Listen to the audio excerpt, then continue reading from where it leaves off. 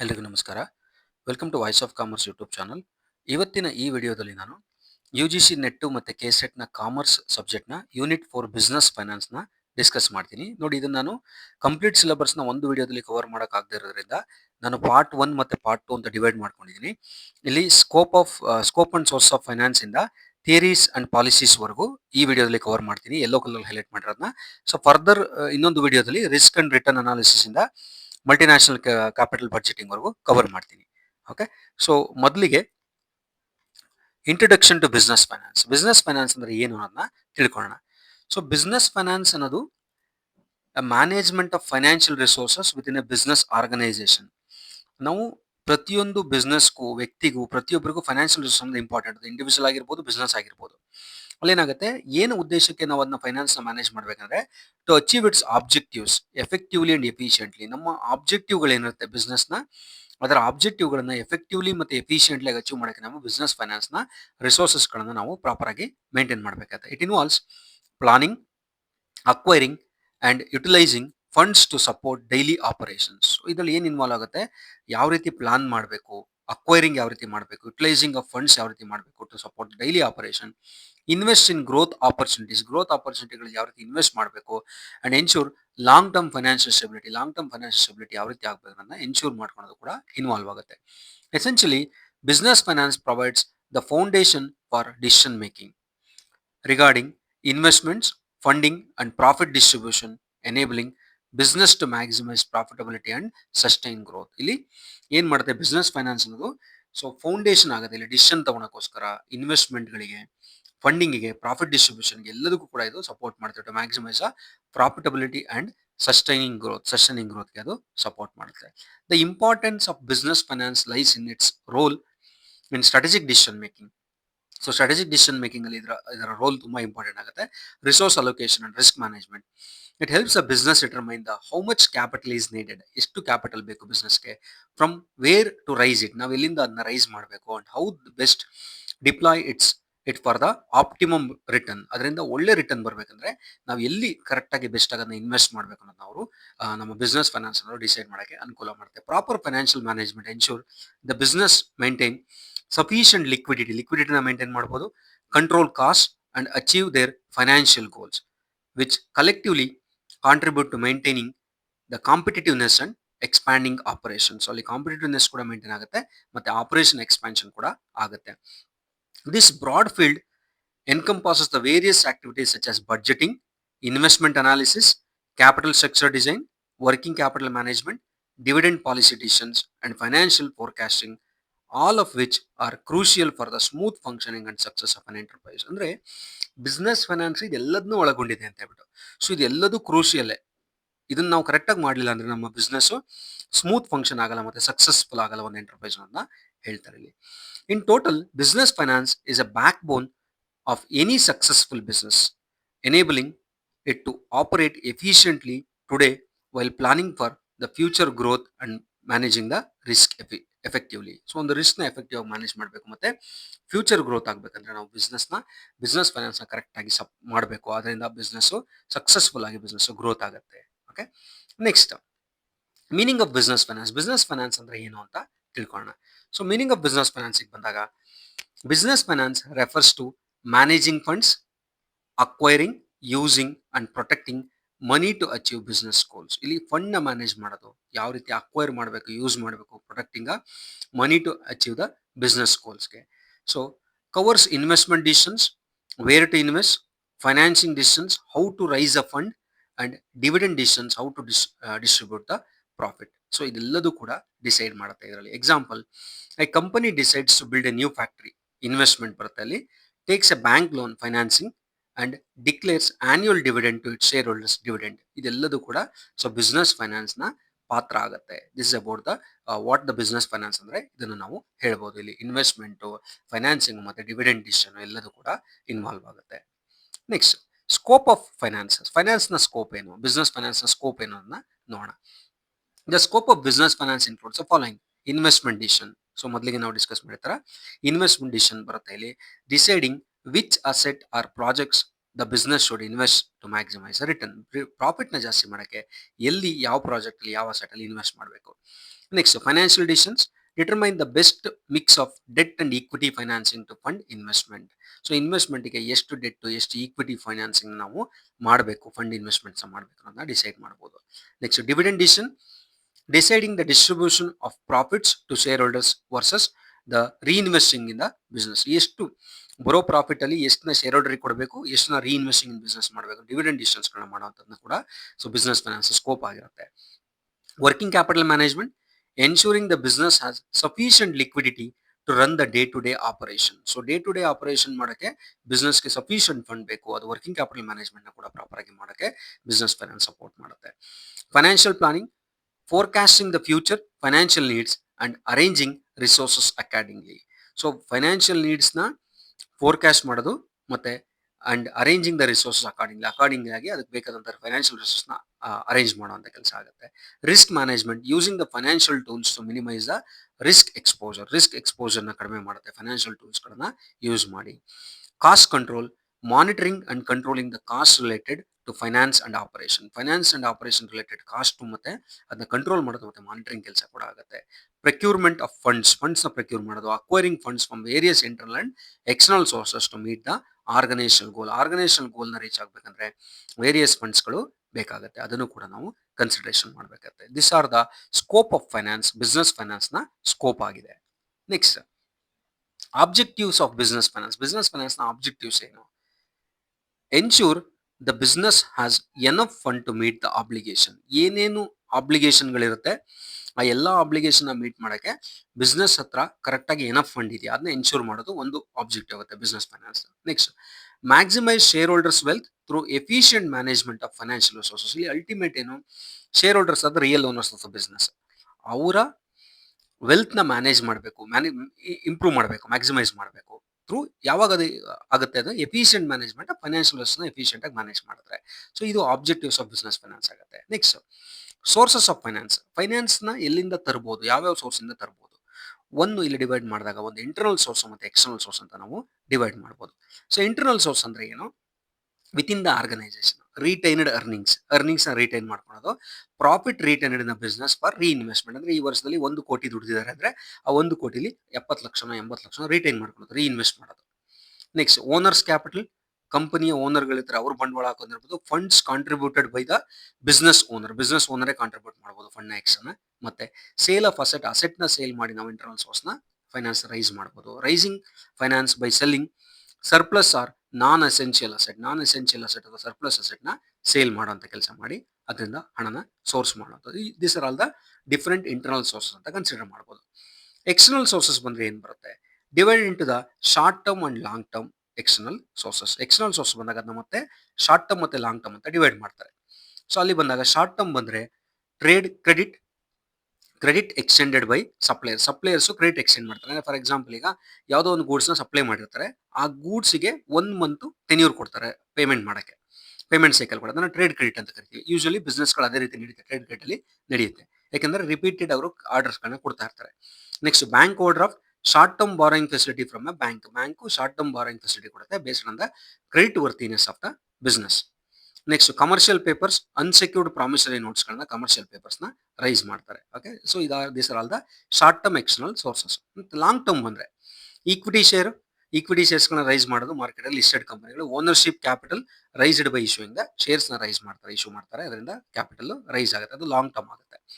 Next preference shares with fixed dividend priority. So fixed ಡಿವಿಡೆಂಡ್ಸ್ಗಳನ್ನ raise ಮಾಡಿ preference ಶೇರ್ಸ್ಗಳನ್ನ ಕೊಡ್ತಾರೆ. ಪ್ರಿಫರೆನ್ಸ್ ಶೇರ್ಸು ಈಕ್ವಿಟಿ ಶೇರ್ಸು ನಮ್ಗಾಗಲೇ ಗೊತ್ತಿದೆ ಅದರ ಡಿಫರೆನ್ಸು, ಅದು ಎರಡು ಕೂಡ ಲಾಂಗ್ ಟರ್ಮ್ ಆಗುತ್ತೆ.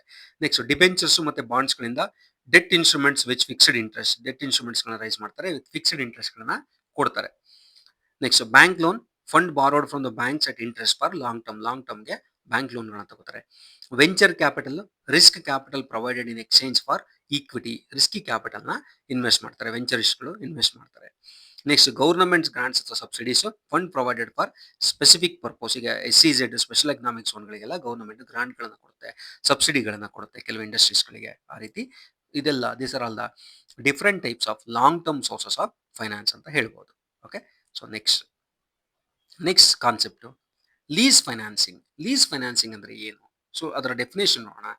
A financial arrangement where a business lessee uses an asset owned by another laser for A specified period by paying A periodic rent. ಅಂದ್ರೆ ಏನಾಗುತ್ತೆ ಇಲ್ಲಿ, ಅಸೆಟ್ ನ ಕೊಂಡುಕೊಳ್ಳೋದ್ರ ಬದಲು ಓನರ್ ಬಿಸ್ನೆಸ್ ಬೇರೆಯವರ ಅಸೆಟ್ ನ ಲೀಸಿಗೆ ಬಳಸ್ಕೊಳೋದು, ಅದಕ್ಕೆ ರೆಂಟ್ ನ ಕೊಡೋದು, ಪಿರಿಯಾಡಿಕ್ ರೆಂಟ್ ನ ಪೇ ಮಾಡ್ತಾರೆ. ಸಪೋಸ್ ಫಾರ್ ಎಕ್ಸಾಂಪಲ್ ಯಾವ ರೀತಿ ಹೇಳ್ಬೋದು ಅಂದ್ರೆ, ಯಾವುದೋ ಒಂದು ಮಿಷನರಿ, ಆ ಮಿಷನರಿನ ಕೊಂಡ್ಕೊಳೋದ್ರ ಬದಲು ಅದನ್ನ ಲೀಸಿಗೆ ತಂದು ಅದಕ್ಕೆ ರೆಂಟ್ ಪೇ ಮಾಡೋ ಕೆಲಸ ಮಾಡ್ತಾರೆ. ಅಲ್ಲಿ ಲೀಸಿ ಮತ್ತೆ ಲೀಸಾರ್ ಅಂತ ಪಾರ್ಟಿ ಬರ್ತಾರೆ. ಬಿಸ್ನೆಸ್ ಲೀಸಿ ಆಗುತ್ತೆ, ಯಾರು ಅದನ್ನ ರೆಂಟಿಗೆ ಕೊಡ್ತಾನೆ ಅವ್ನು ಲೀಸಾರ್ ಆಗ್ತಾರೆ. Types of lease: operating lease ಬರುತ್ತೆ ಅಲ್ಲಿ, short term lease where lessor maintains ownership and risk. ಇಲ್ಲಿ ಆಪರೇಟಿಂಗ್ ಲೀಸು ಇದು short term lease, where lessor ownership ನ ಮೇಂಟೈನ್ ಮಾಡ್ತಾನೆ ಅಂಡ್ ರಿಸ್ಕ್ ನ ಮೇಂಟೈನ್ ಮಾಡ್ತಾನೆ. ಫೈನಾನ್ಷಿಯಲ್ ಲೀಸ್ ಬಂದಾಗ ಕ್ಯಾಪಿಟಲ್ ಲೀಸ್ ಅಂತ ಕರಿತೀವಿ. Financial lease or capital lease. Long term lease transferring ownership risk and benefits to lessee. ಇಲ್ಲಿ ownership risk benefits ಎಲ್ಲನೂ ಕೂಡ ಲೀಸಿಗೆ ಟ್ರಾನ್ಸ್ಫರ್ ಮಾಡ್ತಾರೆ. So advantages of lease financing. Lease financing ನ ಅಡ್ವಾಂಟೇಜಸ್ ಏನು? Conserves capital and improves the cash flow as no large upfront payment is required. ಇಲ್ಲಿ capital ನ conserve ಮಾಡುತ್ತೆ, ಕಡಿಮೆ ಮಾಡುತ್ತೆ, and improves the cash flow ನ ಇಂಪ್ರೂವ್ ಮಾಡುತ್ತೆ. ಯಾಕಂದ್ರೆ ಲಾರ್ಜ್ ಅಪ್ಫ್ರಂಟ್ ಪೇಮೆಂಟ್ ಕೊಡುವಂಗಿಲ್ಲ, ಅಂದ್ರೆ ನಾವೇ ಕೊಂಡ್ಕೊಂಡ್ರೆ ಜಾಸ್ತಿ ಅಮೌಂಟ್ ನ ಕೊಟ್ಟು ಕೊಂಡ್ಕೋಬೇಕಾಗುತ್ತೆ. ಅದರಿಂದ ಇಲ್ಲಿ ಲೀಸ್ ಫೈನಾನ್ಸ್ ನ ಒಂದು advantage. Next, enable use of up to date equipment without owning it. ನಾವು ನಮ್ಮ ಸ್ವಂತಕ್ಕೆ ಅಲ್ಲದೆ ಇದ್ರೂ ಕೂಡ ನಾವು ಎಕ್ವಿಪ್ಮೆಂಟ್ ನ ಅಪ್ ಟು ಡೇಟ್ ಬಳಸಬಹುದು. ಸೊ ಅದು ಕೂಡ ಒಂದು advantage. Next, lease payments are often tax deductible. So lease ಪೇಮೆಂಟ್ಗಳು ಆಫ್ಟನ್ ಟ್ಯಾಕ್ಸ್ ಡಿಡಕ್ಟೇಬಲ್, ಟ್ಯಾಕ್ಸ್ ಇಂದ ಕೂಡ ಡಿಡಕ್ಷನ್ ನಾವು ಕ್ಲೈಮ್ ಮಾಡಬಹುದು. Next, flexibility to upgrade assets periodically. ಏನಾಗುತ್ತೆ, ನಾವು ಕೊಂಡಿಟ್ಕೊಂಡ್ರೆ ಅದರ ವೇರ್ ಅಂಡ್ ಟೇರ್ ಡಿಪ್ರಿಸಿಯೇಷನ್ ಕಡಿಮೆ ಆಗೋವರೆಗೂ ನಾವು ಅದನ್ನ ಬಳಸಬೇಕಾಗುತ್ತೆ. ಬಟ್ ಇಲ್ಲಿ ಏನಾಗುತ್ತೆ, ಲೀಸ್ ಇರೋದ್ರಿಂದ ನಾವು ಅಪ್ಗ್ರೇಡ್ ಆಗಬೇಕು ಯಾಕಂದ್ರೆ ಆ ಅಸೆಟ್ ನ ನಾವು ಅಪ್ಗ್ರೇಡ್ ಆಗ್ಬೋದು, ಯಾಕಂದ್ರೆ ನಾವು ಜಸ್ಟ್ ಅದನ್ನ ಲೀಸಿಗೆ ತಗೊಂಡಿರ್ತೀವಿ. ಆ ರೀತಿ ಇದರ ಅಡ್ವಾಂಟೇಜ್, ಲೀಸ್ ಫೈನಾನ್ಸ್ ನ advantage. Example, a company leases the machinery instead of purchasing it outright, paying monthly rent while enjoying the benefit of using the latest equipment without heavy initial investment. ನಾನು ಮೊದಲು ಹೇಳಿದ ಮಿಷನರಿಗಳನ್ನ example ನಾವು ಇಲ್ಲಿ ಕೊಟ್ಟಿದ್ದೀವಿ. Next concept, cost of capital ಅಂದ್ರೆ ಏನು? So cost of capital is a minimum rate of return a company must earn on its investment to maintain its market value and attract the funds. So ಇಲ್ಲಿ ಏನಾಗುತ್ತೆ, cost of capital ಅಂದ್ರೆ is a minimum rate of return. ಒಂದು minimum rate of return earn ಮಾಡಬೇಕು ಒಂದು company, must earn on its investment. ಈಗ invest ಮಾಡಿರೋ ಅಮೌಂಟ್ಗೆ ಒಂದು minimum rate of return earn ಮಾಡಿದ್ರೆ ಮಾತ್ರ ಟು ಮೇಂಟೈನ್ ಇಟ್ಸ್ ಮಾರ್ಕೆಟ್ ವ್ಯಾಲ್ಯೂನ ಮೇಂಟೈನ್ ಮಾಡೋದು ಅಂಡ್ ಫಂಡ್ಸ್ ನ ಅಟ್ರಾಕ್ಟ್ ಮಾಡಬಹುದು. It represents the opportunity cost of using the funds for a particular ಇನ್ವೆಸ್ಟ್ಮೆಂಟ್ಗೆ ಆಪರ್ಚುನಿಟಿ ಕಾಸ್ಟ್ ಆಫ್ ಫಂಡ್ಸ್ ನ ಯಾವ ರೀತಿ ನಾವು ರೆಪ್ರೆಸೆಂಟ್ ಮಾಡ್ತೀವಿ ಅಂದ್ರೆ ಪರ್ಟಿಕ್ಯುಲರ್ ಇನ್ವೆಸ್ಟ್ಮೆಂಟ್ಗೆ ಯೂಸ್ ಮಾಡ್ಕೋತೀವಿ ಅಂತ. ಸೊ ಕಾಂಪೊನೆಂಟ್ಸ್ ಏನ್ ಬರುತ್ತೆ ಇಲ್ಲಿ ಕಾಸ್ಟ್ ಆಫ್ ಕ್ಯಾಪಿಟಲ್ ಅಲ್ಲಿ? ಕಾಸ್ಟ್ ಆಫ್ ಡೆಟ್ ಬರುತ್ತೆ, okay, interest rate paid on borrowed funds usually lower due to tax benefits. ಇಲ್ಲಿ lower dues to tax benefits ಅಂದ್ರೆ interest rates paid on a borrowed ಫಂಡಿಗೆ ಎಷ್ಟು ನಾವು ಇಂಟ್ರೆಸ್ಟ್ ರೇಟ್ ನ pay ಮಾಡಿದ್ವಿ, ಇದು ಕಾಸ್ಟ್ ಆಫ್ ಕ್ಯಾಪಿಟಲ್ ಒಳಗಡೆ ಇನ್ಕ್ಲೂಡ್ ಆಗಿರುತ್ತೆ. Okay, cost of debt, okay, interest rate paid on borrowed funds, okay, usually lower due to tax benefits ಇಂದ ಅದು ಕಡಿಮೆ ಇರುತ್ತೆ. Next, cost of equity. Cost of equity return expected by share holders generally higher because of higher risk. ಇಲ್ಲಿ return ನ ಎಷ್ಟು expect ಮಾಡ್ತಾನೆ share holder ಅಂದ್ರೆ ಅವ್ನು ಹಾಕಿರೋ ಬಂಡವಾಳಕ್ಕೆ ಎಷ್ಟೊಂದು ರಿಟರ್ನ್ ಎಕ್ಸ್ಪೆಕ್ಟ್ ಮಾಡ್ತಾನೆ ಅನ್ನೋದು ಇಲ್ಲಿ ಕಾಸ್ಟ್ ಆಫ್ ಈಕ್ವಿಟಿ ಆಗುತ್ತೆ, ಅದರ ಕಾಸ್ಟ್ ಆಗುತ್ತೆ. ಅಲ್ಲಿ generally higher because of high risk, ಇದು ಹೈ ರಿಸ್ಕ್ ಇರೋದ್ರಿಂದ ಹೈಯರ್ ರಿಟರ್ನ್ ಎಕ್ಸ್ಪೆಕ್ಟ್ ಮಾಡ್ತಾ ಇರ್ತಾರೆ. Next, cost of preferred stock. So fixed dividend expected by the preferred share holders fixed dividend ನ expect ಮಾಡ್ತಾರೆ. ನೋಡಿ, ಕ್ಯಾಪಿಟಲ್, ಕಾಸ್ಟ್ ಆಫ್ ಕ್ಯಾಪಿಟಲ್ ಅಂದ್ರೆ ಮತ್ತೆ ನಾನು ಹೇಳ್ತೀನಿ, ನಾವು ಬಂಡವಾಳನ ಎಲ್ಲೆಲ್ಲಿಂದ ತಂದಿರ್ತೀವಿ ಅದೆಲ್ಲ ಇದು ಕಾಂಪೊನೆಂಟ್ಗಳು. ಒಂದು ಡೆಟ್ ಇಂದ ತಂದಿರ್ತೀವಿ, ಒಂದು ಈಕ್ವಿಟಿಯಿಂದ ತಂದಿರ್ತೀವಿ, ಒಂದು ಪ್ರಿಫರೆನ್ಸ್ ಸ್ಟಾಕ್ ಇಂದ ತಂದಿರ್ತೀವಿ. ಸೊ ಎಲ್ಲದಕ್ಕೂ ಎಷ್ಟು ನಾವು ಇನ್ವೆಸ್ಟ್ ಮಾಡ್ತೀವಿ, ಅವ್ರಿಗೆ ಎಷ್ಟು ರಿಟರ್ನ್ ಕೊಡ್ತೀವಿ, ಅದೆಲ್ಲ ಕಾಂಪೊನೆಂಟ್ ಆಗುತ್ತೆ. ಓಕೆ, ಸೊ ಅಂದ್ರೆ cost of capital is a minimum rate of return a company must earn. Company earn ಮಾಡ್ಬೇಕು, ಏನಕ್ಕೆ ಅಂದ್ರೆ ಇವರೆಲ್ಲರನ್ನು ಮೇಂಟೈನ್ ಮಾಡಕ್ಕೆ ಅಂಡ್ ಮಾರ್ಕೆಟ್ ವ್ಯಾಲ್ಯೂ ಫಂಡ್ ನ ಮತ್ತೆ ಅಟ್ರಾಕ್ಟ್ ಮಾಡ್ಬೇಕಂದ್ರೆ ಇವರೆಲ್ಲರಿಗೂ ಕರೆಕ್ಟ್ ಆಗಿ ಅದು ರೀಚ್ ಆಗಬೇಕು. ಓಕೆ, ನೆಕ್ಸ್ಟ್ ಅಲ್ಲಿ ಬಂದಾಗ weighted average cost of capital, WACC ಅಂತ ಕರಿತೀವಿ ನಾವು. Weighted average cost of capital ಅಂದ್ರೆ ಏನು? The blend of cost from various sources weighted by their the proportions in the company capital structure. ಅಂದ್ರೆ weighted average capital ಅಂದ್ರೆ ಏನು? The blend of cost from various sources ನಾವು ಎಷ್ಟು cost ನ ಮಾಡಿದ್ವಿ, ಕ್ಯಾಪಿಟಲ್ನ ಸೋರ್ಸ್ ಮಾಡ್ಕೊಂಡಿದ್ವಿ. Okay, weighted by their proportions in the company's capitals. Company capital structure ನಮ್ಮ ಪ್ರಪೋರ್ಷನ್ ಎಷ್ಟು ನಮ್ಮ weighted average cost of capital ಇದೆ ಅನ್ನೋದು. Okay, so example, if a company raise 1 crore, 1 ಕೋಟಿನ ನಾವು ರೈಸ್ ಮಾಡ್ತಾ ಇದ್ರೆ ಅದರಲ್ಲಿ 60% ಈಕ್ವಿಟಿಯಿಂದ ರೈಸ್ ಮಾಡ್ತಾ ಇದ್ದೀವಿ, ಶೇರ್ಸ್ ಇಂದ ರೈಸ್ ಮಾಡ್ತಾ ಇದೀವಿ ಅಟ್ 12% ಕಾಸ್ಟ್, ಅದಕ್ಕೆ 12% ಆನ್ಯುವಲಿ ನಾವು ರಿಟರ್ನ್ಸ್ ಕೊಡ್ತಾ ಇದೀವಿ. ಅಂಡ್ 40% ಡೆಟ್ ಇಂದ ರೈಸ್ ಮಾಡ್ತಾ ಇದೀವಿ ಅಟ್ 8% ಕಾಸ್ಟ್ ಅಲ್ಲಿ ರಿಟರ್ನ್ಸ್ ಕೊಡ್ತಾ ಇದೀವಿ. its WCC is equal to 0.6 into 12% plus 0.4 into 8% is equal to 10.4%. So ಈ ರೀತಿ ನಾವು weighted average cost of capital ನ ಕ್ಯಾಲ್ಕುಲೇಟ್ ಮಾಡಬೇಕಾಗುತ್ತೆ. ಓಕೆ, ಸೊ ಇದು ಒಂದು ಎಕ್ಸಾಂಪಲ್ ನಿಮಗೆ ಈಸಿಯಾಗಿ ಅರ್ಥ ಆಗಲಿ ಅಂತ ಹೇಳ್ಬಿಟ್ಟು ನಾವಿಲ್ಲಿ ಕೊಟ್ಟಿದ್ದೀವಿ. Next, time value of money. Okay, so TVM ಅಂತ ಹೇಳ್ತೀವಿ ನಾವು, time value of money. In short it is called as a TVM. So time value of money ಅಂದ್ರೆ ಏನು? A fundamental financial principle stating that a rupee today is worth more than a rupee received in the future due to its earning potential. ಅಂದ್ರೆ general example ತಗೊಂಡ್ರೆ ಅಷ್ಟೇ ನೋಡಿ, ಇವತ್ತು ದುಡ್ಡನ್ನ ನಾವು ಮನೇಲಿಟ್ರೆ ಆ ದುಡ್ಡು ಅಷ್ಟೇ ಇರುತ್ತೆ. ಓಕೆ, ಅಂದ್ರೆ ನಮ್ಗೆ ನೋಡಕ್ ಅಷ್ಟೇ ಇರುತ್ತೆ, ಬಟ್ ಅದ್ರ ವ್ಯಾಲ್ಯೂ ಕಡಿಮೆ ಆಗ್ತಾ ಇರುತ್ತೆ. ಅದೇ ದುಡ್ಡನ್ನ ಬ್ಯಾಂಕ್ ಅಲ್ಲಿ ಇಟ್ರೆ ಏನಾಗುತ್ತೆ, ಅಟ್ಲೀಸ್ಟ್ ಅದಕ್ಕೆ ಇಂಟ್ರೆಸ್ಟ್ ಆಡ್ ಆಗುತ್ತೆ. ಯಾಕೆ ಇಂಟ್ರೆಸ್ಟ್ ಆಡ್ ಆಗುತ್ತೆ ಅಂದ್ರೆ, ಸೊ ಮನಿ ವ್ಯಾಲ್ಯೂ ಚೇಂಜ್ ಆಗ್ತಾ ಇದೆ. ಓಕೆ, ಈಗ ನಾವು ಹಿಂದೆ ₹1 ಕೊಟ್ಟು ಏನ್ ತಗೋತಿದ್ವಿ, ಅದು ಇವತ್ತು ₹1 ಸಿಗ್ತಾ ಇಲ್ಲ, ಅಂದ್ರೆ ಮನಿ ವ್ಯಾಲ್ಯೂ ಚೇಂಜ್ ಆಗಿದೆ. That is what the time value of ಮನಿ. ಆ ಟೈಮ್ ಇಂದ ವ್ಯಾಲ್ಯೂ ಆಫ್ ಮನಿ ವೇರಿ ಆಗುತ್ತೆ ಅಂತ ಹೇಳ್ಬಿಟ್ಟು ಕನ್ಸಿಡರೇಷನ್ ಇಲ್ಲಿ. ಓಕೆ, ರೀಸನ್ ಏನು ಅದಕ್ಕೆ? Inflation, opportunity cost and risk. Inflation, too much of money chasing too few goods, opportunity cost, okay, and risk ಎಲ್ಲ ಕೂಡ ಇರುತ್ತೆ ಇಲ್ಲಿ. ಸೊ ಇದೆಲ್ಲ ಇನ್ಕ್ಲೂಡ್ ಆಗಿ time value of money vary ಆಗ್ತಾ ಇರುತ್ತೆ. ಸೊ ಕೀ ಕಾನ್ಸೆಪ್ಟ್ಸ್ ಗಳೇನು ಟೈಮ್ ವ್ಯಾಲ್ಯೂ ಆಫ್ ಮನಿಲಿ? ಒಂದು, present value PV, the current worth of a future sum discounted at a specific rate. So current worth of a future sum discounted at a specific rate ಅಲ್ಲಿ discount ಆಗುತ್ತೆ. Okay, next, future value FV, value of a current sum at the future date accounting for interest. So value of a current sum ಏನಿದೆ at the future date accounting for interest ಗೆ ಅದು accounting ಆಗುತ್ತೆ. So formula ಯಾವ ರೀತಿ ಕೊಡ್ಬೋದು ಇಲ್ಲಿ ಅಂದ್ರೆ, so formula ಇಂದ ಅರ್ಥ ಮಾಡ್ಕೋಣ. ಸೊ ಫಾರ್ಮುಲಾ ಇಲ್ಲಿ future value FV is equal to PV, present value into 1 plus R whole root n. Okay, so ಅದು ಒಂದು future value formula. So present value PV is equal to FV divided by 1 plus R consideration ಆಗುತ್ತೆ, where R is interest rate. R interest rate ಆಗುತ್ತೆ, n number of periods ಆಗುತ್ತೆ. Okay, so example, ಇನ್ನೊಂದು example ನ ಕೊಟ್ಟಿದ್ದೀವಿ. Investing ₹10,000 at 10% interest for 3 years will grow to, ಅಂದ್ರೆ ₹10,000 invest ಮಾಡಿದ್ರೆ 10% interest ಅಲ್ಲಿ 3 ವರ್ಷಕ್ಕೆ ಅದರ ವಿಲ್ ಗ್ರೋ ಟು ಎಷ್ಟು ಗ್ರೋ ಆಗುತ್ತೆ? So FE future value is equal to 10,000 into 1 plus 0.10, that is 10%. Okay, so whole root 3 ಅಂದ್ರೆ 3 ಇಯರ್ಸ್ ಇನ್ವೆಸ್ಟ್ ಮಾಡೋದು is equal to ₹13,310 ಆಗುತ್ತೆ ಅಲ್ಲಿಗೆ. ಓಕೆ, ಅದು future value consideration.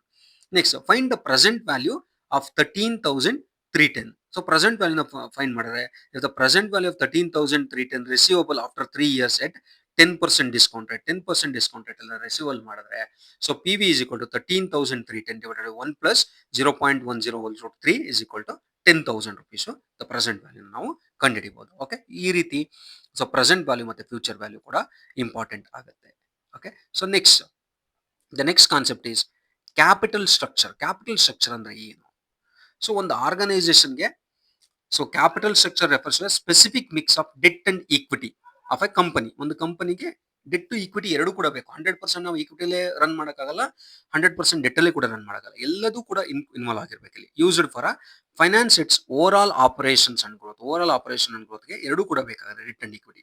It is a financial framework that determines how a company raises a long-term funds through different sources such as equity shares, preference shares, debentures and long-term loan. ಅಂದ್ರೆ ಇದೊಂದು financial structure framework, ಯಾವ ರೀತಿ ನಾವು fund raise ಮಾಡ್ತೀವಿ, ಈಕ್ವಿಟಿಯಿಂದ, preference ಇಂದ, debentures ಇಂದ, long term ಲೋನ್ಗಳಿಂದ ಫಾರ್ ಅ ಲಾಂಗ್ ಟರ್ಮ್ ಫಂಡ್ಗೆ ಅಂತ ಹೇಳ್ಬಿಟ್ಟು.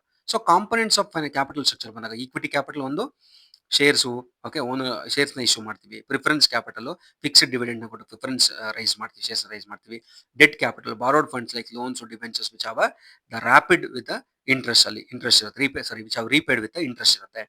Next, retained earnings, profit kept in the business for reinvestment. ಕಂಪನಿಯ ಬಿಸ್ನೆಸ್ನೇ ಮತ್ತೆ ರೀಇನ್ವೆಸ್ಟ್ ಮಾಡುವಂತ ಕೆಲಸ ಕೂಡ ಆಗುತ್ತೆ. ಇದು ಕ್ಯಾಪಿಟಲ್ ಸ್ಟ್ರಕ್ಚರ್ನ ಕಾಂಪೋನೆಂಟ್ ಆಗಿರುತ್ತೆ. Next, importance of capital structure. Capital ಸ್ಟ್ರಕ್ಚರ್ನ ಇಂಪಾರ್ಟೆನ್ಸ್ ಏನು? So enables A company to secure funds required for daily operation and expansion. ಈ ಕ್ಯಾಪಿಟಲ್ ಸ್ಟ್ರಕ್ಚರ್ ಕರೆಕ್ಟ್ ಆಗಿದ್ದಾಗ ಫಂಡ್ಸ್ ಡೈಲಿ ಆಪರೇಷನ್ ಮತ್ತೆ ಎಕ್ಸ್ಪಾನ್ಷನ್ಗೆ ಏನು ಬೇಕೋ ಅದು ಸಪೋರ್ಟ್ ಆಗುತ್ತೆ. Affects the cost of capital. ಮತ್ತೆ ಕ್ಯಾಪಿಟಲ್ ಸ್ಟ್ರಕ್ಚರ್ ಕಾಸ್ಟ್ ಆಫ್ ಕ್ಯಾಪಿಟಲ್ಗೆ ಎಫೆಕ್ಟ್ ಮಾಡುತ್ತೆ. The goal is to find a balance that minimises the financing ಕಾಸ್ಟ್ನ ಮಿನಿಮೈಸ್ ಮಾಡಬೇಕು. ಇನ್ಫ್ಲೂಯೆನ್ಸ್ ಆಫ್ ಫೈನಾನ್ಷಿಯಲ್ ರಿಸ್ಕ್ ಮೇಲೆ ಇನ್ಫ್ಲೂಯೆನ್ಸ್ ಮಾಡುತ್ತೆ. Higher debt means increased risk because fixed interest payment ಅಲ್ಲಿ fixed interest ನ ಕೊಡಬೇಕು higher debt ಇದ್ರೆ ಅದರಿಂದ. So well managed capital structure can maximise share holders wealth by optimising the mix of debt and equity. So ನಾವು proper ಆಗಿ manage ಮಾಡಿದ್ರೆ shareholder wealth optimise ಆಗುತ್ತೆ debt and equity mix ಆಗಿ. Impacts the company's market value and financial stability. ಇದು market value of the company ಮತ್ತೆ financial stability ಮೇಲೆ ಕೂಡ impact ಮಾಡುತ್ತೆ. So next types of capital structure. Capital structure ಬಂದಾಗ equity based ಮೊದಲೇ discuss ಮಾಡಿದ್ವಿ. Mostly equity capital with little or no debt ಬರುತ್ತೆ. Next debt based heavy reliance on borrowed funds ಮೇಲೆ ಜಾಸ್ತಿ ಡಿಪೆಂಡ್ ಆಗುವಂಥದ್ದು. And balanced or hybrid. ಇಲ್ಲಿ ಏನಾಗುತ್ತೆ mix both the blend of both debt and equity aiming for optimal cost and risk balance. ಇಲ್ಲಿ ಎರಡನ್ನೂ ಕೂಡ ಈಕ್ವಿಟಿನೂ ಇಲ್ಲ ಡೆಟ್ ಇಲ್ಲ ಎರಡನ್ನೂ ಮಿಕ್ಸ್ ಮಾಡಿ ಮಾಡೋವಂಥದ್ದನ್ನ ನಾವು ಬ್ಯಾಲೆನ್ಸ್ಡ್ ಆರ್ ಹೈಬ್ರಿಡ್ ಫಂಡ್ ಅಂತ ಕರಿತೀವಿ. Example, manufacturing company finances 40% of its capital through the equity shares and 60% through the bank loan. This mix influences its overall financial risk, return expectations, and tax liabilities. If the company earns more on assets than the interest on debt is its benefit from the trading and equity which increases the returns to shareholders. So ಇದೆಲ್ಲ important ಆಗುತ್ತೆ. Okay, so next capital structure summary ಟೇಬಲ್ನ consideration ಮಾಡಿದ್ವಿ. Overall ನಾವೇನು discuss ಮಾಡಿದ್ನ summary ಆಗಿ discuss ಮಾಡೋಣ. ಇಲ್ಲಿ ಬಂದಾಗ ಆಸ್ಪೆಕ್ಟ್ಸು, ಡಿಸ್ಕ್ರಿಪ್ಷನ್ ಮತ್ತೆ ಎಕ್ಸಾಂಪಲ್ ತಗೊಂಡಾಗ capital structure mix of debt and equity funding sources ಆಗುತ್ತೆ ಅಲ್ಲಿ. So example 40% equity and 60% debt financing. Capital equity capital ಬಂದ್ರೆ ownership funds raised from shareholder ಇಂದ ರೈಸ್ ಮಾಡ್ತಾರೆ ಅಲ್ಲಿ. ಸೊ ಇಶ್ಯೂಯಿಂಗ್ ಶೇರ್ಸ್ ಆಗುತ್ತೆ ಅಲ್ಲಿ, ಶೇರ್ಸ್ ಥ್ರೂ ರೈಸ್ ಮಾಡ್ತಾರೆ. Debt capital ಬಂದಾಗ borrowed funds, okay, repayable with interest ಇಂದ ರೀಪೇ ಮಾಡ್ಬೇಕನ್ನ ಬ್ಯಾಂಕ್ ಲೋನ್ ಡಿಬೆಂಚರ್ಸ್ ಎಕ್ಸಾಂಪಲ್ ತಗೋಬಹುದು. ಇದರ ಇಂಪಾರ್ಟೆನ್ಸ್ ಏನು, impacts cost of capital, risk and company value ಮೇಲೆ ಇಂಪ್ಯಾಕ್ಟ್ ಮಾಡುತ್ತೆ ಇದು capital structure. So example balancing risk and return balance ಮಾಡೋದು. So targeting on equity targeting ಮಾಡಿದ್ರೆ using a debt to increase the shareholders return ಮೇಲೆ. So earnings is the greater than interest cost ಇಲ್ಲಿ. Okay, so this is a capital structure summary table. Next capital budgeting decision. ಯಾವ ರೀತಿ capital budgeting decision ನ ಒಂದು company ಒಂದು business ಮಾಡಬೇಕಾಗುತ್ತೆ. So capital budgeting involves evaluating and selecting the long term investment projects that align with the company strategic goal. So long term investment ಪ್ರಾಜೆಕ್ಟ್ಗಳನ್ನ evaluate ಮಾಡೋದು ಮತ್ತೆ select ಮಾಡೋದು ಅದು ಕಂಪನಿ ಸ್ಟ್ರಾಟಜಿಕ್ ಗೋಲ್ ಮೇಲೆ ಕೂಡ ಅಲೈನ್ ಆಗಿರುತ್ತೆ. These decisions commit substantial capital and have long-term implications on the firm's growth and profitability. Firm's growth and profitability ಮೇಲೆ ಇದು long-term implications ನ ಮಾಡುತ್ತೆ. The primary goal is to invest in projects that maximizes the shareholders wealth. The primary goal ಏನಾಗುತ್ತೆ, ಯಾವ project invest ಮಾಡಬೇಕು, maximise share holders wealth maximise ಮಾಡುವಂತ ಪ್ರಾಜೆಕ್ಟ್ಗಳಲ್ಲಿ invest ಮಾಡಬೇಕು. ಇಂಪಾರ್ಟೆನ್ಸ್ ಆಫ್ ಕ್ಯಾಪಿಟಲ್ ಬಜೆಟಿಂಗ್ ಬಂದಾಗ helps prioritise project based on returns and risk project ಮೇಲೆ prioritise ಮಾಡಕ್ಕೆ help ಮಾಡುತ್ತೆ budgeting. Allocate the scarce resources efficiently. Scarce resource ನ efficient ಆಗಿ ಅಲೋಕೇಟ್ ಮಾಡಕ್ಕೆ ಸಪೋರ್ಟ್ ಮಾಡುತ್ತೆ. The assess the potential profitability and financial viability. Potential profitability ಯಾವ ರೀತಿ ಇದೆ ಮತ್ತೆ ಫೈನಾನ್ಷಿಯಲ್ ವಯಬಿಲಿಟಿ ಏನಿದೆ ಅಸೆಸ್ ಮಾಡಕ್ಕೆ ಕೂಡ ಕ್ಯಾಪಿಟಲ್ ಬಜೆಟಿಂಗು ಹೆಲ್ಪ್ ಮಾಡುತ್ತೆ. Next conventional capital budgeting techniques. ಯಾವ ರೀತಿ ಕ್ಯಾಪಿಟಲ್ ಬಜೆಟಿಂಗ್ ಟೆಕ್ನಿಕ್ಸ್ ನ ಕನ್ವೆನ್ಷನಲ್ ಆಗಿ ಮಾಡಬಹುದು. Conventional capital budgeting techniques are the traditional methods used to evaluate the viability of investment projects. Investment project ನ viability ಯಾವ ರೀತಿ ಇರುತ್ತೆ ಒಂದು ಮೆಥಡ್ ನ ಟೆಕ್ನಿಕ್ ನ ಯೂಸ್ ಮಾಡಬಹುದು. ಅದನ್ನ ನಾವು ಕನ್ವೆನ್ಷನಲ್ ಕ್ಯಾಪಿಟಲ್ ಬಜೆಟಿಂಗ್ ಅಂತ ಕರಿತೀವಿ. They primarily focus on how quickly the investment can be recovered by profitability but often do not consider the time value of money except the discounted pay back. So ಇಲ್ಲಿ ಏನಾಗುತ್ತೆ, the primary focus on ಎಷ್ಟು ಬೇಗ ನಾವು ನಮ್ಮ investment ನ recovery ಮಾಡ್ಕೋತೀವಿ and ಪ್ರಾಫಿಟಬಿಲಿಟಿನ ತಗೋತೀವಿ. But often do not consider the time value of ಮನಿ ನಲ್ಲಿ ಕನ್ಸಿಡರ್ ಮಾಡಲ್ಲ ಎಕ್ಸೆಪ್ಟ್ ಡಿಸ್ಕೌಂಟೆಡ್ ಪೇ ಬ್ಯಾಕ್ ಅಲ್ಲಿ ಬಿಟ್ರೆ. ಸೊ ಟೈಮ್ ವ್ಯಾಲ್ಯೂ ಇಲ್ಲ, ನಾವು ಎಷ್ಟು ಬೇಗ ವಾಪಸ್ ತಗೋತೀವಿ ಅದನ್ನ ನಾವು ಕನ್ವೆನ್ಷನಲ್ ಕ್ಯಾಪಿಟಲ್ ಬಜೆಟಿಂಗ್ ಟೆಕ್ನಿಕ್ ಅಂದ್ರೆ ಟೈಮ್ ವ್ಯಾಲ್ಯೂ ನೋಡಲ್ಲ. ಓಕೆ, ಟೈಮ್ ವ್ಯಾಲ್ಯೂ ಆಫ್ ಮನಿನ ಕೌಂಟ್ ಮಾಡಲ್ಲ, ಅವ್ರು ಬರೀ ಪ್ರಾಫಿಟ್ ನ ಮಾತ್ರ ಮತ್ತೆ ರಿಟರ್ನ್ಸ್ ಮಾತ್ರ ಕೌಂಟ್ ಮಾಡ್ತಾರೆ. ಓಕೆ, ಸೊ ಅಲ್ಲಿ ಬಂದಾಗ first one, so conventional capital budgeting techniques ಅಲ್ಲಿ ಮೊದಲನೇದು ಪೇ ಬ್ಯಾಕ್ ಪೀರಿಯಡ್ ಮೆಥಡ್ ಅಂತ ಕರಿತೀವಿ. So time its takes to recover the initial investment from the cash inflow. So ನಾವು ಹಾಕಿರೋ ಬಂಡವಾಳನ ಎಷ್ಟು ಟೈಮಲ್ಲಿ ನಾವು ರಿಕವರ್ ತಗೋತೀವಿ ಅಂತ ನೋಡ್ತೀವಿ ಪೇ ಬ್ಯಾಕ್ ಪೀರಿಯಡ್ ಮೆಥಡಲ್ಲಿ. Simple to calculate but ignores the cash flows after pay back and time value of money. ಇದು ಸಿಂಪಲ್ ಕ್ಯಾಲ್ಕುಲೇಟ್ ಮಾಡಕ್ಕೆ, but ignores the cash flow after the pay back ಆದ್ಮೇಲೆ ಬರುವಂತ cash ಫ್ಲೋನ ignore ಮಾಡ್ತಾರೆ and time value of ಮನಿನಲ್ಲಿ ignore ಮಾಡ್ತಾರೆ. Okay, so formula ಏನು pay back period ಮೆಥಡ್ಗೆ ಕ್ಯಾಲ್ಕುಲೇಟ್ ಮಾಡಕ್ಕೆ? ಇದು ಒಂದು method of conventional capital budgeting technique ನಾನು ಡಿಸ್ಕಸ್ ಮಾಡ್ತಾ ಇರೋದು. ಓಕೆ, ಸೊ ಫಾರ್ಮುಲಾ ಬಂದ್ರೆ ಏನಿದ್ರ ಫಾರ್ಮುಲಾ? ಪೇ ಬ್ಯಾಕ್ ಪೀರಿಯಡ್ಗೆ initial investment divided by annual cash inflow. So initial investment ಏನು ಅದ್ರ divided by annual cash flow ತಗೊಂಡಾಗ ಪೇ ಬ್ಯಾಕ್ ಪೀರಿಯಡ್ ನಮಗೆ ಸಿಗುತ್ತೆ.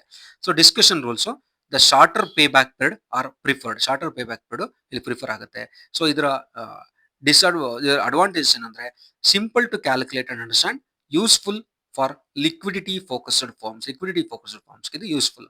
ಇದರ disadvantage ignore the cash flow after pay back and time value of money ignore ಮಾಡ್ತಾರೆ. Example, if a project investment is 1 lakh rupees and it generates 25,000 annually, the payback period 1 lakh divided by 25,000 4 years. This is one of the simple example. ನಿಮ್ಮ ಅರ್ಥ ಮಾಡ್ಕೊಳ್ಳೋಕ್ಕೋಸ್ಕರ pay back period method ಯಾವ ರೀತಿ calculate ಆಗುತ್ತೆ ಅಂದ್ರೆ ನಿಮ್ಮ ಬಂಡವಾಳ ಯಾವಾಗ return ಬರುತ್ತೆ ಅಂತ. Next another method is accounting rate of return, ARR method. So uses accounting profit rather than cash flow. ಇಲ್ಲಿ ಅಕೌಂಟಿಂಗ್ ಪ್ರಾಫಿಟ್ ನ ನೋಡ್ತಾರೆ ರಾದರ್ ದ್ಯಾನ್ ಕ್ಯಾಶ್ ಫ್ಲೋ ಬದಲು. Okay, so calculate the average annual profit as percentage of investment. Average annual profit ನ calculate ಮಾಡ್ತಾರೆ as percentage of investment. Ignores, ಇಲ್ಲೂ ಕೂಡ time value of money ignore ಆಗುತ್ತೆ. So formula ARR is equal to initial or average investment. Initial or average investment ಇದೆ divided by average annual profit divided by average annual profit into 100. Okay, so ಇಲ್ಲಿ ಬಂದಾಗ so decision rules, accept projects with ARR greater than the target rate. Target ರೇಟ್ಗಿಂತ ಜಾಸ್ತಿ ಇದ್ರೆ project accept ಆಗುತ್ತೆ ಅಂತ. So ಇದರ advantage easy to use and based on accounting figures ಮೇಲೆ. So ಇದರ disadvantage ignores time value of money, uses accounting profit rather than the cash flow. Cash ಫ್ಲೋನ ಬಿಟ್ಟು accounting profit ನ ನೋಡ್ತಾರೆ. Example, if average annual profit of A project is 20,000 and the initial investment is 1 lakh rupees, the ARR 20,000 divided by 1 lakh into 100 is equal to 20%. That is an accounting rate of return 20% ನ count ಮಾಡ್ತಾರೆ. Okay, so next another method conventionally discounted pay back period. So discounted pay back period ಅಲ್ಲಿ the time is taken to recover the investment in present value terms. So considering the time value of money by discounting the future cash flow. ಇಲ್ಲಿ time value of ಮನಿನ consider ಮಾಡ್ತಾರೆ discounted pay back period ಅಲ್ಲಿ. So time is taken, time ನ consider ಮಾಡ್ತಾರೆ to recover the investment recover ಮಾಡಕ್ಕೆ ಎಷ್ಟು time ತಗೊಳುತ್ತೆ in the present value terms ಅಲ್ಲಿ, considering the time value of money by discounting future cash flow. So ಇಲ್ಲಿ decision ಬಂದಾಗ projects with discounted pay back shorter than the predetermined cut off are preferred. ಇಲ್ಲಿ predetermined cut offs R prefer ಮಾಡ್ತಾರೆ. So ಇದರ advantage consider time value of ಮನಿನ consider ಮಾಡುತ್ತೆ. It disadvantage ignore the cash flow beyond the pay back period. Cash flow pay back period beyond ಅಲ್ಲಿ cash ಫ್ಲೋನ ignore ಮಾಡ್ತಾರೆ. Okay, so this is the third method of the conventional method.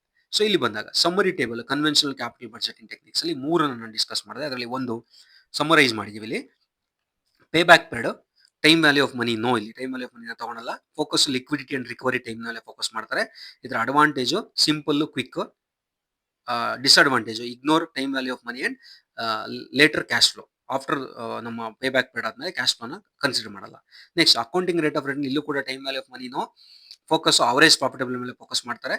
Next advantage based on accounting profit ಮೇಲೆ base ಆಗುತ್ತೆ. Cons disadvantage ignore time value of money, uses accounting profit ನ use ಮಾಡ್ತಾರೆ.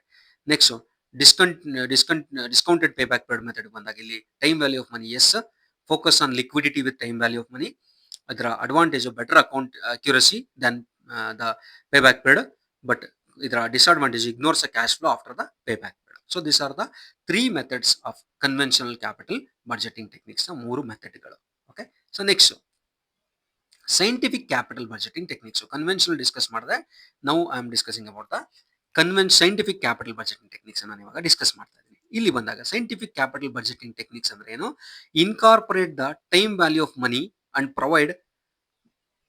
Provide a more accurate and reliable evaluation of investment projects. ಇಲ್ಲಿ ಏನಾಗುತ್ತೆ? So incorporate the time value of ಮನಿನ incorporate ಮಾಡ್ಕೋತಾರೆ and the provide a more accurate information and the reliable the evaluation of investment project ನ evaluate ಮಾಡ್ತಾರೆ. So ಅದರಲ್ಲಿ first ಬಂದಾಗ net present value NPV. Okay, net present value NPV ಅಂತ ಕರಿತೀವಿ. Is the difference between the present value of cash inflows and the present value of cash outflows over a investment life. So investment life ಅಲ್ಲಿ present value of a cash inflow ಎಷ್ಟಾಗಿದೆ and present value of a cash outflow ಎಷ್ಟಾಗಿದೆ. Okay, over a investment life ನ ನೋಡುವಂಥದ್ದು N P V ಅಂತ ಕರಿತೀವಿ. It considers the time value of money by discounting future cash flows at specified discount rate. So future cash flow ನಲ್ಲಿ discount ಮಾಡ್ತಾರೆ, specified discount rate ಅಲ್ಲಿ usually cost of capital ನಲ್ಲಿ ತಗೋತಾರೆ. Formula N P ವಿಗೆ, N P V is equal to sigma N T is equal to 1. So R T divided by 1 plus R whole T minus C O. Okay, C zero ಅದು C O. So where R T ಅಂದ್ರೆ ಏನು, net cash inflow during a period time. Okay, ಅದು R discounted rate ಬರುತ್ತೆ, T time period ಬರುತ್ತೆ, C zero initial investment cost ಬರುತ್ತೆ. Okay, so decision rule ಯಾವ ರೀತಿ ಬರುತ್ತೆ ಇಲ್ಲಿ ಅಂದ್ರೆ, accept net present value is greater than 0, project adds values, reject if NPV is lesser than 0. Okay, so NPV greater than 0 ಇದ್ರೆ accept ಆಗುತ್ತೆ, NPV lesser than 0 ಇದ್ರೆ reject ಆಗುತ್ತೆ. Example, NPV calculation. A company invest 1 lakh rupees in a project. ಒಂದು project ಅಲ್ಲಿ 1 lakh rupees invest ಮಾಡ್ತಾರೆ, expected to generate 30,000 annually for 5 years. So at 10% discount rate ಅಲ್ಲಿ consideration. So NPV ಯಾವ ರೀತಿ ತಗೊಂಡ್ರೆ, so ಇಲ್ಲಿ ನೋಡಿ, ಸೊ ಸಿಗ್ಮಾ 5 ಇಯರ್ ನ ತಗೊಂಡಿದ್ದೀವಿ, 5 ಇಯರ್ಸ್ ಅವ್ರು ಕೊಟ್ಟಿದ್ದಾರೆ, ಟಿ ಇಸ್ ಈಕ್ವಲ್ ಟು 1 ಬರುತ್ತೆ ಅಲ್ಲಿ. ಸೊ 30,000 rupees ಅವ್ರು ಜನರೇಟ್ ಮಾಡಬೇಕು, divided by so 1 plus 10%. Okay, ಅವರು 10% discounted rate 0.1. So T is minus 1 lakh rupees the capital invested. So calculating the discounted cash flow and the subtracting the initial investment will be tell the project's worthwhile, project worthwhile ಅದು ಹೇಳುತ್ತೆ ಅಂತ ಹೇಳ್ಬಿಟ್ಟು. So ಈ ರೀತಿ ಒಂದು example ನಾವು ತಗೋಬಹುದು, ಈ ರೀತಿ ಒಂದು ಕ್ಯಾಲ್ಕುಲೇಷನ್ ನಾವು ಹೇಳ್ಬೋದು. Next method, internal rate of return, IRR. So N P V ಆಯ್ತು. Next another scientific method is internal rate of return, IRR. So discount rate at which N P V is equal to 0. ಇಲ್ಲಿ discount rate at which N P V is equal to 0 ಆಗುತ್ತೆ. Represents the project's expected rate of return, project expected rate of return represent ಮಾಡುತ್ತೆ. Decision rule, accept if IRR is greater Dhan cost of capital, reject otherwise. IRR greater than cost of capital ಇದ್ರೆ accept ಮಾಡಬೇಕು, ಇಲ್ಲ ಅಂದ್ರೆ reject ಮಾಡಬೇಕು. So if multiple IRRs exist or cash flows are unconventional, IRR may be the misleading. ಇಲ್ಲ IRR misleading ಆಗುತ್ತೆ ಯಾವಾಗ IRR multiple ಇದ್ರೆ ಅಥವಾ cash flows are unconventional ಇದ್ರೆ. So this is the internal rate of return. Next, profitability index, PI, also known as a benefit cost ratio ಅಂತ ಕರಿತೀವಿ ನಾವನ್ನ. The PI is the ratio of the present value of the future cash inflow to the initial investment. So profitability index ಅಂದ್ರೆ, profitability index is the ratio of the present value of the future cash inflow, ಇವತ್ತಿನ present value of the future cash inflow to the initial investment ಗೆ. So formula PI is equal to sigma NT is equal to 1 RT divided by 1 plus R whole T divided by C0. So where ಏನಿದು ಅಂದ್ರೆ, so where PI is equal to profitability index, N is equal to number of time periods year, next RT net cash inflow during the period, R discounted rate of cost of capital, and T time period, C0 initial investment cost. So ಎಲ್ಲ ಕೂಡ include ಆಗುತ್ತೆ. So ಇಲ್ಲಿ decision rule ಏನ್ ಬರುತ್ತೆ ಅಂದ್ರೆ, so profitable index is greater than 1 means good project, ಇದು good project, value created ಆಗಿದೆ ಅಂತ. Profitable index is less than 1 means the reject the project. Okay, so next discounted pay back period. So ಇಲ್ಲಿ scientific method ಇನ್ನೊಂದು discounted pay back period ಬರುತ್ತೆ. So ಇಲ್ಲಿ similarly to the pay back period but accounts for the time value of money by discounting the cash inflow. ಇಲ್ಲಿ discounting the cash inflow ಆಗುತ್ತೆ. ಇಲ್ಲಿ measures the time required to recover the initial cost in a present value terms ಅಲ್ಲಿ time required ಆಗುತ್ತೆ.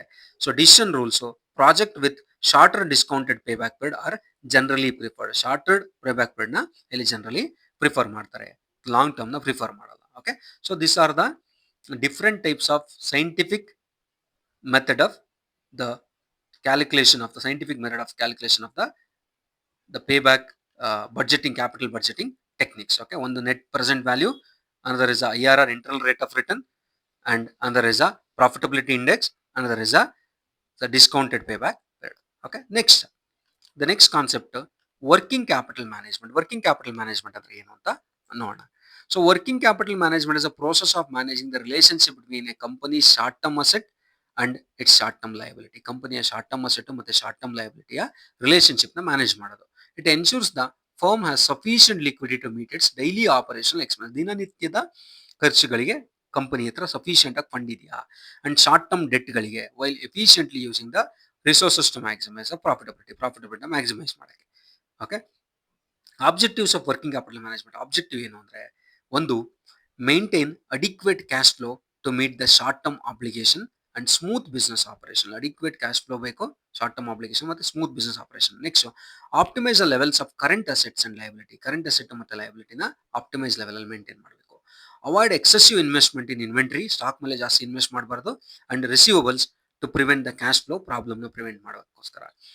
Ensure the timely payment to creditors without damaging business relationship. Business relationship damage ಮಾಡದಿರೋ ತರ timely payment ನ ಕೊಡಬೇಕು ಅವರಿಗೆ. Maximise the firms profitability by balancing liquidity and operational efficiency. ಇಲ್ಲಿ firm ನ profit ನ ಜಾಸ್ತಿ ಮಾಡಬೇಕು, ಲಿಕ್ವಿಡಿಟಿ ಮತ್ತೆ ಆಪರೇಷನಲ್ ಎಫಿಷಿಯನ್ಸಿ ನ ಮ್ಯಾನೇಜ್ ಮಾಡಿ. ಸೊ ಇದೆಲ್ಲ ಕೂಡ objectives of the working capital management. Next components of working capital management ಏನೇನು ಬರುತ್ತೆ? ಕರೆಂಟ್ ಅಸೆಟ್ ಬರುತ್ತೆ, ಕ್ಯಾಶ್ ಅಂಡ್ ಕ್ಯಾಶ್ ಈಕ್ವಲೆಂಟ್ಸ್ ಇದೆ, ಅಲ್ಲಿ ಅವೈಲಬಲ್ ಲಿಕ್ವಿಡಿಟಿ ಎಷ್ಟಿದೆ ಅಂತ ಹೇಳ್ಬಿಟ್ಟು. Accounts receivables, money owned by customers, ಎಷ್ಟು ಮನಿ ಓನಬಲ್ ಇದೆ ಕಸ್ಟಮರ್ಸ್ ಇಂದ. Next inventory, raw material, work in progress and finished goods include ಆಗುತ್ತೆ ಕಾಂಪೊನೆಂಟ್ಸ್ ಅಲ್ಲಿ ಕರೆಂಟ್ ಅಸೆಟ್ಸ್ ಗೆ. Prepaid expenses, payment made in advance for service or goods, ಇದೆಲ್ಲ ಕೂಡ current assets ಅಲ್ಲಿ components of working capital ಆಗುತ್ತೆ. Next current liability, another component of working capital, current liability. Accounts payable, amount owned by supplier, owned to supplier, ಎಷ್ಟು ನಾವು pay ಮಾಡಬೇಕು. Accrued expenses, incurred expenses not yet paid, example wages, utilities ನಾವು ಎಷ್ಟು ಕೊಟ್ಟಿಲ್ಲ ಇನ್ನು ಅದು. Short term debt, loan or other borrowings due to due with in a year. So ಎಲ್ಲ ಕೂಡ ಕರೆಂಟ್ ಲಯಬಿಲಿಟಿ ಇನ್ಕ್ಲೂಡ್ ಆಗುತ್ತೆ. ಇಂಪಾರ್ಟೆನ್ಸ್ ಏನಾಗುತ್ತೆ ಇಲ್ಲಿ? Ensure operational continuity and maintain the ಲಿಕ್ವಿಡಿಟಿನ ಮೇಂಟೈನ್ ಮಾಡುವ ವರ್ಕಿಂಗ್ ಕ್ಯಾಪಿಟಲ್ ಮ್ಯಾನೇಜ್ಮೆಂಟ್ ಕರೆಕ್ಟ್ ಆಗಿ ಮಾಡಿದ್ರೆ helps prevent the insolvency and financial ಡಿಸಾಸ್ಟರ್ಗೆ ಸಪೋರ್ಟ್ ಮಾಡುತ್ತೆ. ಇನ್ಸಾಲ್ವೆಂಟ್ ಆಗದಿರೋ ತರ, ಫೈನಾನ್ಷಿಯಲ್ ಡಿಸಾಸ್ಟರ್ ಆಗದಿರೋ ತರ.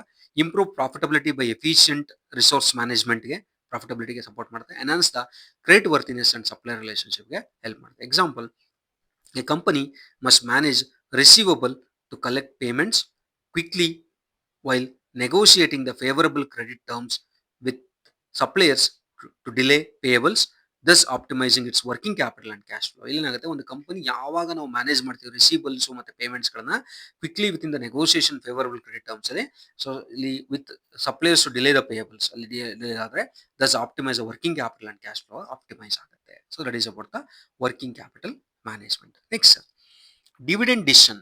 So another important concept business finance. Dividend decision ಅಂದ್ರೆ ಏನು?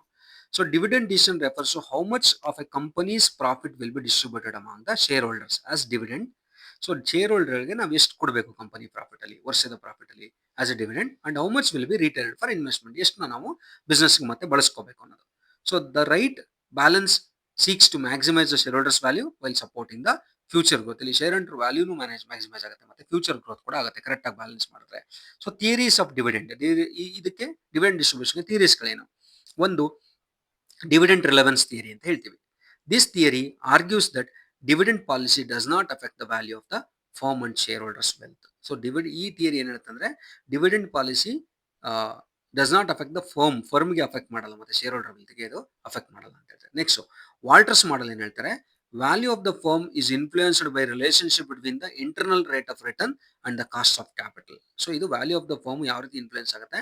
Relationship between the internal rate of return IRR ಮತ್ತೆ ಕಾಸ್ಟ್ ಆಫ್ ಕ್ಯಾಪಿಟಲ್ ಮೇಲೆ ಇದು ಡಿಪೆಂಡ್ ಆಗುತ್ತೆ ಅಂತ ಹೇಳ್ತಾರೆ. ಸೊ ಕೀ ರೂಲ್ಸ್ ಹೇಳ್ತಾರೆ, if the rate of return is greater than the KE, okay, so the cost of equity ಇಂದ ಜಾಸ್ತಿ ಇದ್ರೆ, return on new investment is greater than the cost of equity, return on new investment is greater than the cost of equity, retain earnings low payout to invest in the business, this increase share value ಇದು increase ಮಾಡುತ್ತೆ ಅಂತ ಹೇಳ್ತಾರೆ. So retain earnings ಮಾಡಿ, so invest in the business ಮಾಡಿ, this increase share value ಆಗುತ್ತೆ ಅಂತ ಹೇಳ್ತಾರೆ. Next, if R is greater than the KE, that is pay higher dividend as a shareholder can earn the better return elsewhere, ಅಲ್ಲಿ ಜಾಸ್ತಿ dividend ಕೊಡಿ ಅಂತ ಹೇಳ್ಬಿಟ್ಟು. If R is equal to KE, that is the dividend policy is irrelevant, firm value remains unchanged, ಇಲ್ಲಿ dividend policy irrelevant ಆಗುತ್ತೆ ಅಂತ. Okay, so ಈ ರೀತಿ ಮೂರು ರೂಲ್ ನ ಹೇಳ್ತಾರೆ. Example, suppose firms earns R equals 15% and the cost of equity KE is equal to 10%. Since the return exceeds the cost, retain earnings for internal investment maximize the shareholders wealth. ಈಗ shareholders wealth maximize ಆಗುತ್ತೆ ಯಾವಾಗ retain earnings ಮಾಡ್ಕೊಂಡ್ರೆ. If the firm distributes a higher dividend instead of shareholders may invest elsewhere and earns a less than if its profit with the reinvesting by the firm. ಅವ್ರು ಎಲ್ಲೋ ಬೇರೆ ಕಡೆ invest ಮಾಡಿ ಕಡಿಮೆ ಲಾಭನ ಪಡೆಯೋ ಚಾನ್ಸಸ್ಗಳು ಕೂಡ ಇರುತ್ತೆ ಅಂತ ಹೇಳ್ತಾರೆ. ದಟ್ ಈಸ್ ವಾಲ್ಟರ್ಸ್ ಮಾಡಲ್ ಹೇಳುವಂತ ಮೂರು ರೂಲ್ಗಳನ್ನ ಹೇಳುತ್ತೆ. Next, Gordon's model that is bird in hand theory ಅಂತ ಕೂಡ ಕರೀತಾರೆ ಅದನ್ನ. ಓಕೆ, ಸೊ ನೋಡಿ ಇದೆಲ್ಲ ಕೂಡ ಇಂಪಾರ್ಟೆಂಟ್ ಅಂತ ತಿಳ್ಕೋಬೇಕು. ಯಾವುದಕ್ಕೆ ಯಾವ ನೇಮ್ ಅನ್ನೋದು ಕೂಡ ಕೇಳೋ ಚಾನ್ಸಸ್ಗಳು ಕೂಡ ಇರುತ್ತೆ. So gardens model, bird in hand theory, investors preference certain dividends.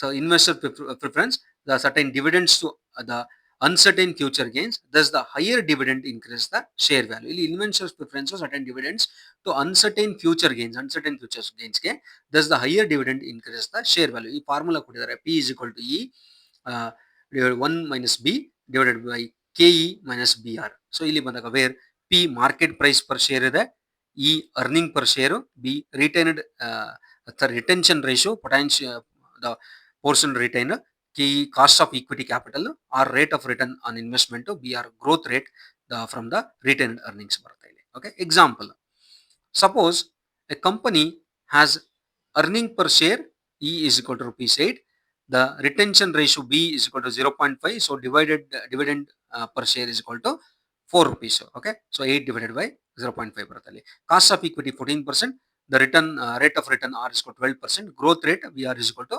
0.5 into 12% is equal to 6%. So market price ಏನಾಗುತ್ತೆ ಇಲ್ಲಿ rupees 50 ಆಗುತ್ತೆ by calculating using that formula. So the higher dividend payout results in the higher market value per share under the model illustrated how the payout policy matters. ಯಾವ ರೀತಿ payout policy matter ಆಗುತ್ತೆ ಅಂತ ಇಲ್ಲಿ ತೋರಿಸಿದೀವಿ. Okay, so next second, dividend irrelevance theory. So dividend irrelevance theory, one more theory ಬರ್ತಾ ಇದೆ, that is also called as a Modigliani-Miller hypothesis ಅಂತ. Okay, ಇದ್ರ ಮೇಲೆ ನೋಡಿ ಜಾಸ್ತಿ ಕ್ವಶನ್ ರೈಸ್ ಆಗಿದೆ ತುಂಬಾ ಸಲ. So dividend irrelevance theory, Modigliani-Miller hypothesis, Modigliani-Miller theory ಅಂತ ಹೇಳ್ತೀವಿ. The Modigliani-Miller hypothesis of dividend irrelevance state that under the perfect market condition, ಅಲ್ಲಿ perfect market condition ಇದ್ದಾಗ a firm's dividend policy does not affect, dividend policy affect ಮಾಡದೇ ಇಲ್ಲ. Okay, it's market value or the share holders wealth ಮೇಲೆ affect ಮಾಡೋದೇ ಇಲ್ಲ. ಏನಾದ್ರು dividend policy use ಮಾಡಿ ನೀವು, whether a company pays dividend or retains earnings for investment, the overall value of the firm remains unchange. ಅದು dividend ಕೊಟ್ಟರು retain ಮಾಡ್ಕೊಂಡ್ರು firm value unchange ಆಗುತ್ತೆ ಅಂತ ಇವರು ಡಿವಿಡೆಂಡ್ ಇರ್ರೆಲೆವೆನ್ಸ್ ಥಿಯರಿಯಲ್ಲಿ, Modigliani-Miller ಥಿಯರಿಯಲ್ಲಿ ಹೇಳ್ತಾರೆ. So key assumptions of hypothesis, ಅಸಂಪ್ಷನ್ಸ್ಗಳೇನು? Perfect capital market with no transaction costs or taxes. ಇಲ್ಲಿ perfect market capital markets ಇರುತ್ತೆ with no transaction costs or taxes. No difference in tax treatment between the dividend and capital gain. No difference ಮಾಡಲ್ಲ. Investors are rational and can access to all information freely. ಅವ್ರು rational ಆಗಿ ಯಾವ information access ಮಾಡಬಹುದು. ಅವ್ರ assumptions ಥಿಯರಿಲಿ. The firm's investment policy is fixed and unaffected by dividend decision. ಅದು affect ಆಗಲ್ಲ dividend decision ಇಂದ.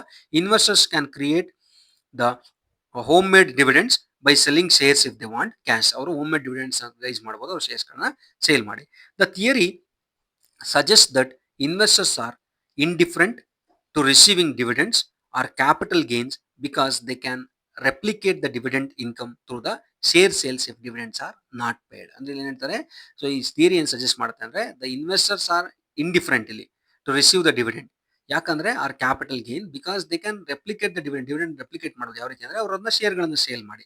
So hence the firm's value is determined solely by its earning power and investment decision, not how the profit are distributed ಅಂತ ಇವರು ಹೇಳ್ತಾರೆ. ಅಂದ್ರೆ ಇವರು dividend policy apply ಯಾವುದೇ ರೀತಿ ಫರ್ಮ್ಗೆ ಎಫೆಕ್ಟ್ ಮಾಡಲ್ಲ ಅಂತ ಇವರು ಹೇಳ್ತಾರೆ. ಇದು Modigliani-Miller ಥಿಯರಿ ಹೇಳುವಂತ ಕಾನ್ಸೆಪ್ಟ್. ಓಕೆ, ಸೊ ಇದರ ಫಾರ್ಮುಲಾ ಏನು ಅಂದ್ರೆ, the market price of the share under the dividend irrelevant theory can be expressed as, so PO is equal to D1 plus P1 divided by 1 plus KE. So where PO is equal to current market price of the share, D1 dividend expected at the end of the period, P1 expected price of the share at the end of the period, KE cost of equity, required rate of return ಅಂತ ಹೇಳ್ತೀವಿ. This formula shows that the value of the share is based on the sum of dividends and future price discounted at the cost of equity ಅಲ್ಲಿ discounted ಆಗುವಂಥದ್ದು.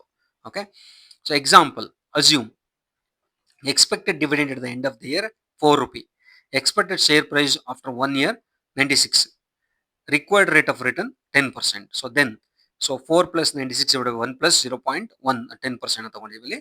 100 divided by 1.10 is equal to rupees 90.91. So meaning the current share price is rupees 90.91. Now suppose the company cuts a dividend to 0. Okay, 0 ಗೆ ಅವರು cut ಮಾಡಿದ್ರೆ and retain all the earnings to reinvest at 10%.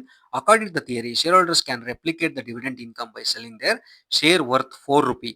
Okay, rupees 4 to value the remain unchanged. The value will remain unchanged ಆಗುತ್ತೆ ಅಂತ. Okay, ಇದನ್ನ ಅವರು example ಆಗಿ ಇಲ್ಲಿ mention ಮಾಡಿದ್ವಿ, ಯಾವ ರೀತಿ ಮಾಡಿದ್ಲು ನಿಮ್ಮೆಲ್ಲರ ಥಿಯರಿ ಇಂಪ್ಲಿಮೆಂಟ್ ಆಗುತ್ತೆ ಅಂತ ಹೇಳ್ಬಿಟ್ಟು. ನೆಕ್ಸ್ಟ್ ಕ್ರಿಟಿಸಿಸಮ್ ಟು ದ ಮಾಡಿದ್ಲು ನಿಮ್ಮೆಲ್ಲರ theory.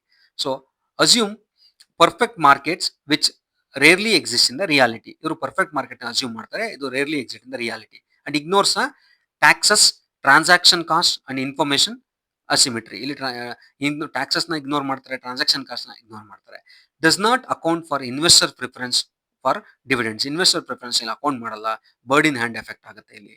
Next assumes firm's investment policy is independent of dividend decision. ಇದು ಡಿವಿಡೆಂಡ್ ಡಿಸಿಷನ್ ಇವರು ಅಸ್ಯೂಮ್ ಮಾಡ್ತಾರೆ ಅಂತ. ಕನ್ಕ್ಲೂಷನ್, ದೋ largely theoretical, the hypothesis provides a foundation for understanding the dividend policy limited impact on the firm value under the ideal condition. ಇದು dividend policy limited impact ಮಾಡುತ್ತೆ ಅಂತ ಇವರು explain ಮಾಡ್ತಾರೆ.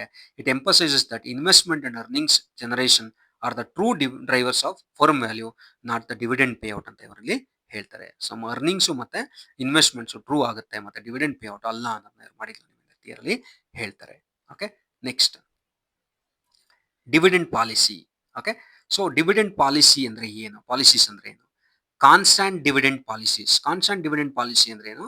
The company pays a fixed amount per share consistently, offering stability to shareholders. ಇಲ್ಲಿ constant ಆಗಿ fixed amount of dividend ನ consistently ಆಗಿ ಕೊಡ್ತಾ ಹೋಗ್ತಾರೆ. Okay, offering the stability to share ಹೋಲ್ಡರ್ಸ್ಗೆ ನಾವು ಕಾನ್ಸ್ಟಂಟ್ ಡಿವಿಡೆಂಡ್ ಪಾಲಿಸಿ ಅಂತ ಕರಿತೀವಿ. ಕೆಲವು ಕಂಪನಿಗಳು ಫಾಲೋ ಮಾಡುತ್ತೆ.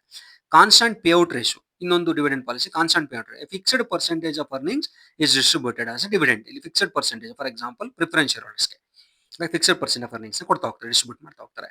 Next stable dividend plus extra. Stable dividend ಮತ್ತೆ ಎಕ್ಸ್ಟ್ರಾ ಕೊಡೋದು ಅನ್ನೋದ್ರ dividend policy. Regular dividend are supplemented with extra payment in the profitable year. Profitable ಇಯರ್ಲಿ ಸ್ಟೇಬಲ್ ಡಿವಿಡೆಂಡ್ ಕೊಡ್ತಾರೆ ರೆಗ್ಯುಲರ್ ಆಗಿ, ಮತ್ತೆ extra payment profitable year extra ಕೊಡೋದ್ರ ಮೇಲೆ. ಈಗ 50 ರೂಪಾಯಿ ಪ್ಲಸ್ 10 ರೂಪಾಯಿ ಕೊಡೋದು profitable yearly. Next residual dividend policy ಬರುತ್ತೆ. ಅಂದ್ರೆ dividends are paid only after all investments needs R met.